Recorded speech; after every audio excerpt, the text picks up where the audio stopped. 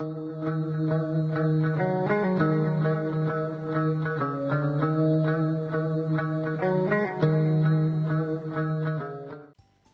Friends, ഇന്ന് ഞാൻ raspberry pi കൊണ്ടുള്ള അലക്സയുടെ സ്കിൽ ടെസ്റ്റാണ് ചെയ്യാൻ പോകുന്നത്. അതായത് നോർമൽ എക്കോയുടെ എല്ലാ ഫീച്ചേഴ്സും റാസ്ബെറി പൈ കൊണ്ടുള്ള അലക്സയ്ക്ക് കിട്ടുന്നുണ്ടോ എന്നാണ് നമ്മൾ നോക്കുന്നത്. അലക്സ ഇപ്പം നെറ്റ്വർക്കുമായിട്ട് കണക്ട് ചെയ്ത് കഴിഞ്ഞു. അപ്പോഴാണ് ഹലോ എന്ന് അത് റെസ്പോണ്ട് ചെയ്തത്. Alexa, Yes. what is the time now? It's 3:57 p.m. Alexa, Yes. what is the weather outside? In Nanchakella, it's 35 degrees Celsius with thunderstorms. Today's forecast is more of the same, with a high of 35 degrees and a low of 26 degrees. Normal echo പോലെ തന്നെ നമുക്കിതിൻ്റെ volumes control ചെയ്യാൻ പറ്റും. Alexa, Yes. what is your device volume? This device is at volume 10. Alexa, Yes. set volume 5.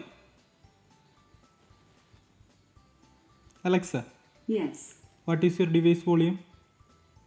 This device is at volume 5. Alexa, Yes.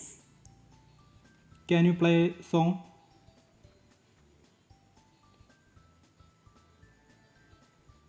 Here is Ghana.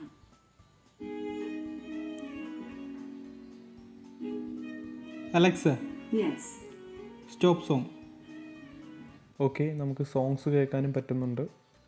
Already ഞാൻ എൻ്റെ റൂമിൽ light ഫാനും എല്ലാം നോഡംസി യൂസ് ചെയ്ത് IoT ആയിട്ട് connect ചെയ്തിട്ടുണ്ട്. അപ്പം light ഫാനും ഒക്കെ കൺട്രോൾ ഇതിനകത്ത് പറ്റുന്നുണ്ടോ നോക്കാം. Alexa, Yes. trigger off light.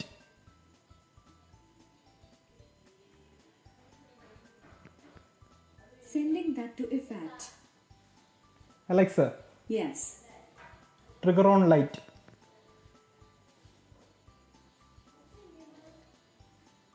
Sending that to effect. Alexa, Yes. trigger on fan. Sending that to effect. Alexa, Yes. trigger off fan. Sending that to effect.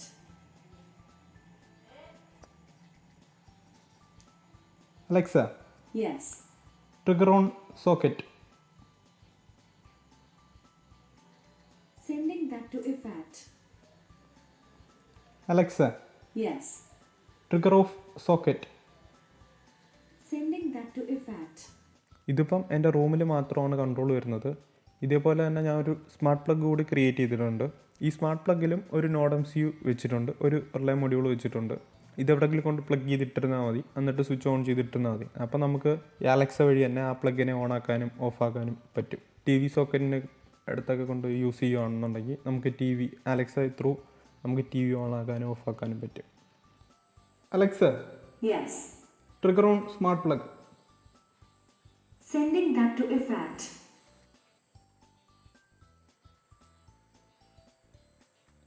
Alexa, Yes.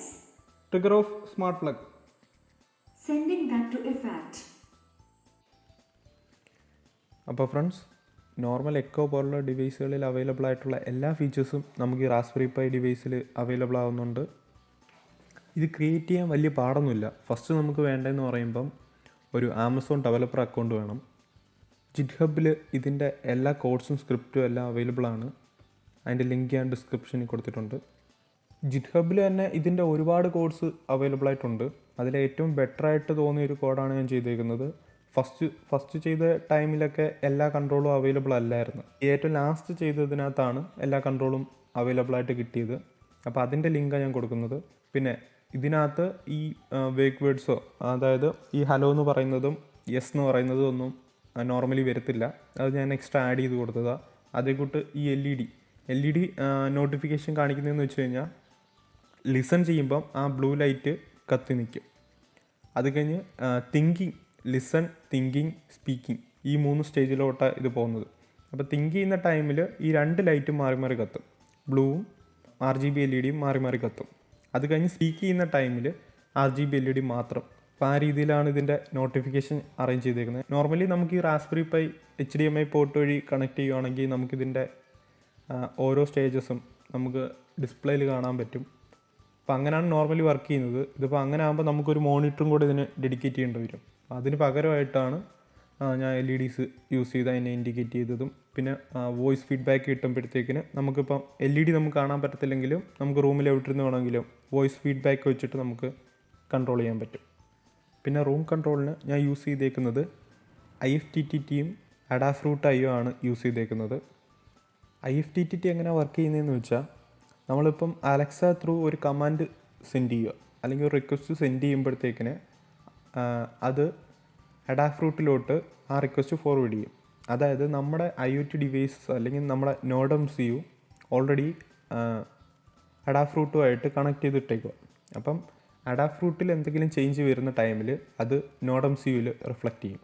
അഡാഫ്രൂട്ടിലെ ഓരോ ഫീഡിൻ്റെയും value change ആകുമ്പം നമ്മുടെ NodeMCUക്കകത്തുള്ള value change ആവും. അപ്പം നമുക്ക് ലൈറ്റിനെ on ആക്കാനും of ആക്കാനും നമുക്ക് fan control ചെയ്യാനും പറ്റും.